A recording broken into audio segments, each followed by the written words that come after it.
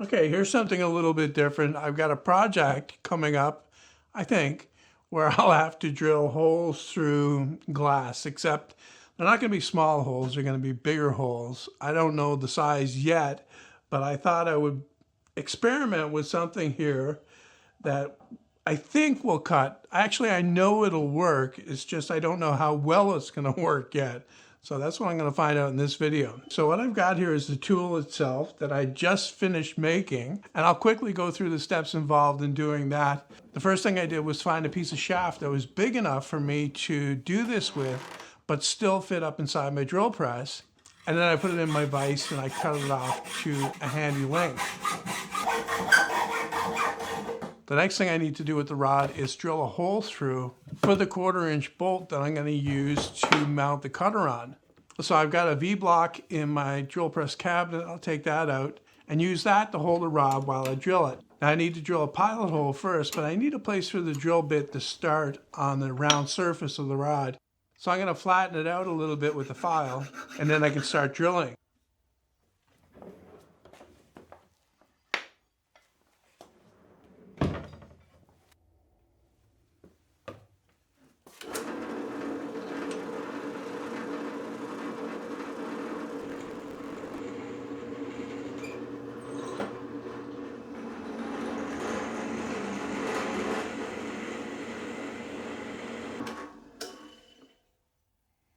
Now to maximize, or I guess you could say to minimize the radius that this thing can cut, I'm going to make a recess for the nut in the shaft.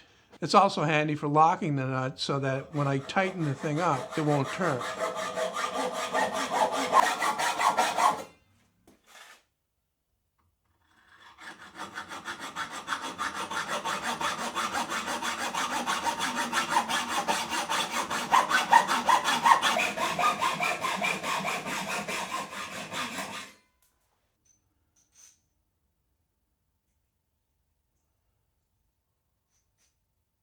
Now for the cutter, I'm going to be using an old carbide tip saw blade that you can see I've already cut pieces out of for other things. And then I'm going to make marks on here that line up with the tooth so I can get the maximum out of that. I need to be able to drill a hole through it for the 1/4-inch bolt.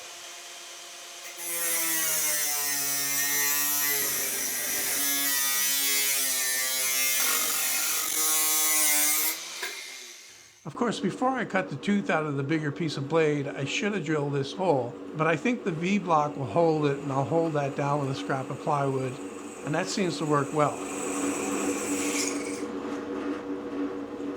And then I can put it together and put it in the drill press, and that's where we are now, ready to go. I have a piece of glass here. This is a scrap from a window I was doing last year. I've got it double-sided taped down to this piece of plywood. I've got the piece of plywood clamped down to my drill press table as well, so it can't move. I've got the drill press turned down to a much lower speed than I normally use. And I'm gonna try doing this dry first to see how it works. And I don't think I need gloves because it's held on there really well.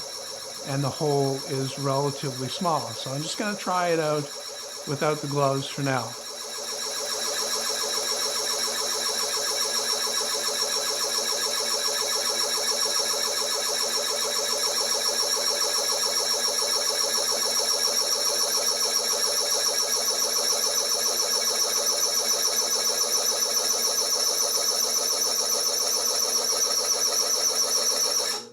One thing's for sure, it's loud, and I gotta get some hearing protection on because I'm deaf enough.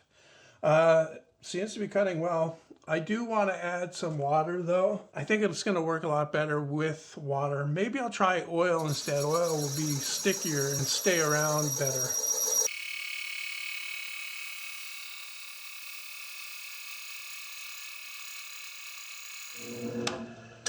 Okay, one thing's for sure, it's not the fastest method.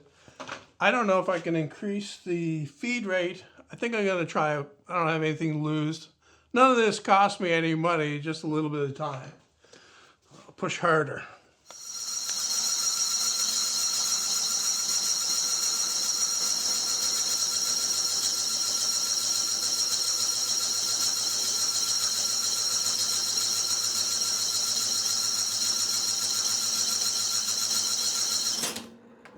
right, well, I guess that didn't work. I don't know if possibly flipping the work over. It looks like I got more than halfway through before what happened was the cutter itself turned over, keeled over a little bit, and it looks like some of the carbide broke off the tip. I don't know. I don't know if it's worth trying again. Maybe if I try something thinner. I don't have any thinner plate glass here, but I do have a few beer bottles that I could try.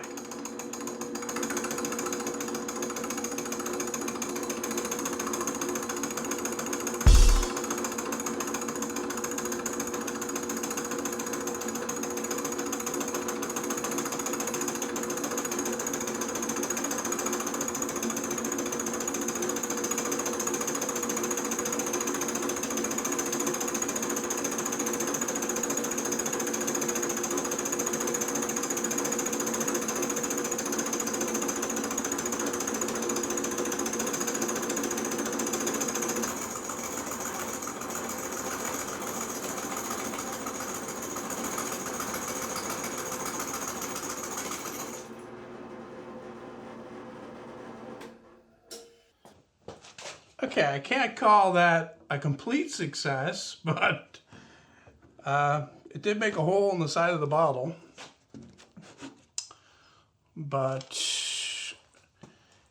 it wasn't completely clean. There is a crack here, and it is quite jagged around these sides here, but it made a pretty clean cut on the edge here where the glass is curved up like that.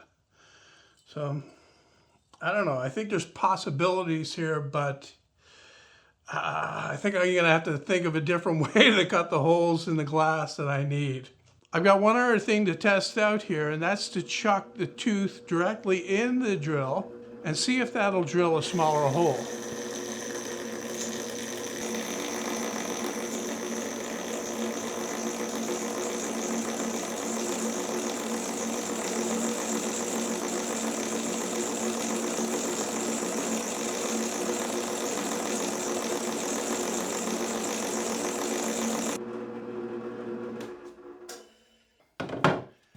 Hole all the way through, a little bit of breakout on the back here.